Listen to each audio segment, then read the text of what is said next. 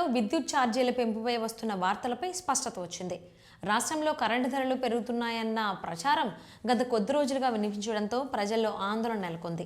అయితే ఈ విషయంపై తెలంగాణ రాష్ట్ర విద్యుత్ నియంత్రణ కమిషన్ స్పందిస్తూ కీలక ప్రకటన చేసింది. వచ్చే ఆర్థిక సంవత్సరంలో విద్యుత్ ఛార్జీలను పెంచే ఆలోచన లేదని కమిషన్ స్పష్టం చేసింది. బయట జరుగుతున్న ప్రచారం తప్పుడు వార్తలని పేర్కొంటూ ప్రజలు వాటిని నమ్మవద్దని సూచించింది. విద్యుత్ టారిఫ్ల పెంపు లేదా టైమ్ ఆఫ్ ది డే ఛార్జీల పెంపుకు సంబంధించి తమ వద్ద ఎలాంటి ప్రతిపాదనలు లేవని తెలిపింది. ప్రస్తుతం విద్యుత్ ఛార్జీల ద్వారా సుమారు 40,659 కోట్ల రూపాయల ఆదాయం మాత్రమే వస్తుండగా మొత్తం అవసరమైన ఆదాయం 50,242 కోట్ల రూపాయలుగా ఉందని కమిషన్ తెలిపింది. దీంతో సుమారు 9,583 కోట్ల రూపాయలు రెవెన్యూ లోటు ఉందని పేర్కొంది.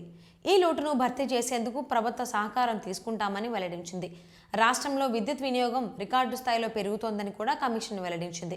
ముఖ్యంగా southern power distribution company of Telangana పరిధిలో గత ఏడాదితో పోలిస్తే సుమారు 12 లక్షల కొత్త వినియోగదారులు చేరినట్లు తెలిపింది.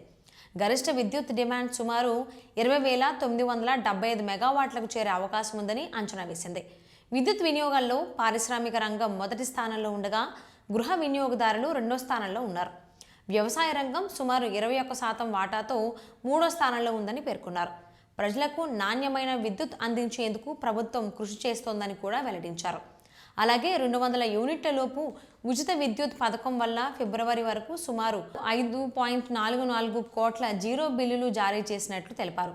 ఈ పథకం అమలుకు ప్రభుత్వం నుంచి సుమారు 1930 కోట్ల రూపాయలు సబ్సిడీ అందినట్లు కూడా కమిషన్ వెల్లడించింది.